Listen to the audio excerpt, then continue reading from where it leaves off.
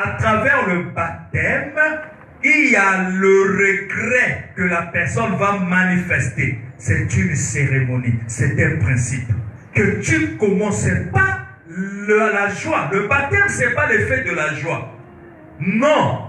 Le baptême, ce n'est pas l'effet de la joie. Non, quelqu'un, il y a quoi là-bas? J'entends la musique. Mais c'est Kofi, il y a le souk qui passe là. Il y a eu quoi? Non, il y a eu une fête là-bas. Quelle fête? Oh, quelqu'un a eu la première communion ou le baptême. Il est en train de fêter et c'est le souk qui se joue. Alors que l'événement est religieux, il y a quelque chose qui ne va pas. Tu peux dire amen? L'événement est religieux. Parce que la personne a pensé suivre le Seigneur. Mais comment est-ce que c'est Satan qui est célébré là-bas? Ah, il y a quelque chose qui ne va pas. Vous voyez dans l'église, quand on ne nous a pas rendu service. Voilà, c'est pourquoi Dieu connaissait que là-dedans, il y avait ses enfants. Qui peut dire amen? C'est l'exacte vérité, frère. Nous avons passé beaucoup de temps, nous autres, là, on a fait le catéchisme. Pour avoir le baptême ou la communion, il faut faire le catéchisme. Mais vous avez lu dans la Bible, pour avoir le baptême, il faut le catéchisme? Non, la Bible dit que quand Pierre a prêché la parole, le cœur des gens était touché. Mais tu n'es même pas touché. Tu ne regrettes même pas la vie du monde. Tu ne regrettes pas le fait que tu te comportes mal. Mais tu veux prendre le baptême. Ça, c'est le suivisme. Un enfant qui ne connaît rien, vous le baptême. Alors le baptême, c'est pour la repentance. Parce que dans le baptême, lors du baptême, la personne regrette. Mais il ne peut pas regretter s'il n'y a pas eu une révélation. S'il n'y a pas eu quelque chose qu'on lui a montré et qui fait que lui puisse regretter. Donc le regret est précédé par la parole qui a été prêchée. Mais ce n'est pas n'importe quelle parole. Parce que la parole là, qui doit amener quelqu'un à regretter, c'est la parole qui lui condamne. Et qui lui montre qu'il fait mauvaise route. C'est la parole qui vient lui montrer que lorsque toi, chaque nuit là, tu sors pour aller chez les copines là, chez les aïroises, c'est tout ce que tu connais. Fais attention. Surtout que le diable, c'est pas le diable, c'est Dieu qui a permis qu'il y ait l'avancée technologique. Et tout contact se fait de manière surnaturelle, c'est-à-dire le texto. Même dans la chambre, tu peux communiquer avec quelqu'un à distance. Là où tu es, c'est bien lorsque tu en fais bon usage, c'est mauvais, une malédiction lorsque tu fais mauvais usage. Alors il faut regretter ça. Et c'est pendant le baptême. Et ce regret-là t'amène à faire quoi? Le regret, qui est l'une des étapes du baptême, lorsque tu regrettes quoi? Parce que la parole t'a condamné sur ce que tu fais qui n'est pas bien. Mais tu veux aller au ciel. C'est pourquoi tu ne peux regretter tes actes que celui qui sait qu'il n'est rien. C'est celui qui sait qu'il a l'objectif à atteindre. C'est pas de rester contre les quatre murs. Il sait qu'il va aller pour lui au ciel. Donc ce que lui il a eu à conserver qui est illégitime, il doit exposer ça. Il doit commencer par regretter, haïr ce que lui fait. Il doit commencer à haïr. Et comme toi, tu commences à distinguer le bien du mal, et tu commences maintenant à regretter. Or, tu regrettes, ça prouve que il y a un combat qui est engagé. Amen. Parce que tu regrettes quoi? Tu commences à dire que non, ce que je fais, c'est pas normal. Amen. Ah, donc à ce moment-là, il y a la notion comme de deux entités. Amen. Il y a la notion comme de deux esprits qui commencent à se manifester. Vous voyez comment est-ce que le grain, la sémence commence à grandir? Parce que quand la sémence est sous terre, tu ne peux pas savoir que ici, il y a le maïs qu'on a sémé ici.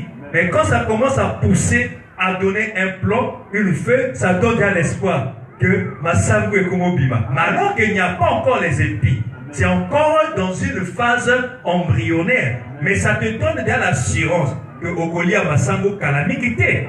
Alors, c'est en ce moment-là, voici comment la parole fait dans une terre, dans une personne qui ne vient pas pour se balader. Ça commence à bouillonner dans son cœur, cette parole qu'on lui prêche. Ça commence maintenant à dissocier Jacob d'avec Ésaü. Parce qu'ils étaient tous ici des mêmes parents. Vrai ou faux? Jacob, c'est le fils d'Isaac. Ésaü, c'est le fils d'Isaac. Les deux sont des mêmes ascendants. Ce sont des enfants de Rebecca, ce sont des enfants d'Isaac. Vrai ou faux? Mais chacun d'eux était une sémence. Voyez-vous? Un représentait la mauvaise sémence, l'autre représentait la bonne sémence. Qui peut dire Amen? Ésaü était le mauvais, mais Jacob était le bon.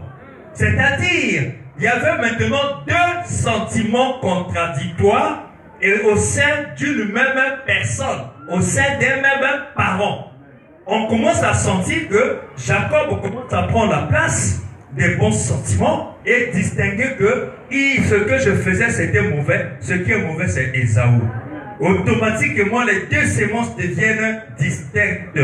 C'est l'homme, un frère, une sœur qui vient, qui commence maintenant à sentir que dans son cœur, il y a deux esprits maintenant. Il y a deux combats. Alors qu'il y a un combat. Alors qu'auparavant, il venait pour lui comme ça, comme à l'accoutumée.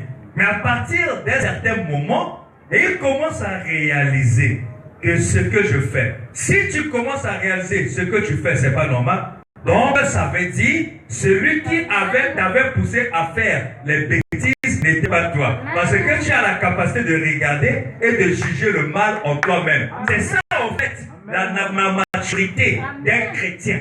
Si vous voyez les gens ne pas changer, c'est qu'ils n'ont pas encore arrivé, ils ne sont pas encore arrivés à l'étape de détection. C'est pourquoi lorsque on va à Jésus pour lui dire, Maître, n'avais-tu pas sémé le blé? Il dit si, mais d'où vient l'ivraie? Donc dans un seul champ, il y a maintenant deux types de comportements. Il y a deux sémences. Alors les disciples proposa au maître, arrachant l'ivraie. Il dit, laissez, les deux doivent prendre ensemble. Il y a un sentiment qui te pousse à faire le mal, un sentiment qui te dit le mal c'est pas bien. Alléluia. Amen. Les deux, ça croit pas. Ça veut dire quoi? Ça veut dire que nous aurons toujours le combat. Amen. Qui peut dire Amen? Ça on en aura.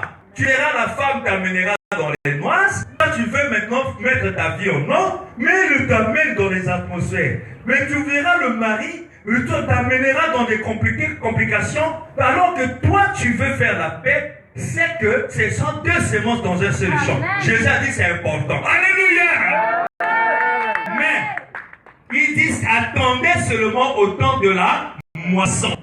C'est que viendra un temps où ce frère qui prenait la parole à la légère va maintenant commencer à savoir l'importance d'être un frère digne de ce nom, être une sœur digne de ce nom, pas seulement par plaisir, pas seulement par luxe, pas seulement par sentiment, mais par conviction et non par suivisme. Qui peut dire Amen?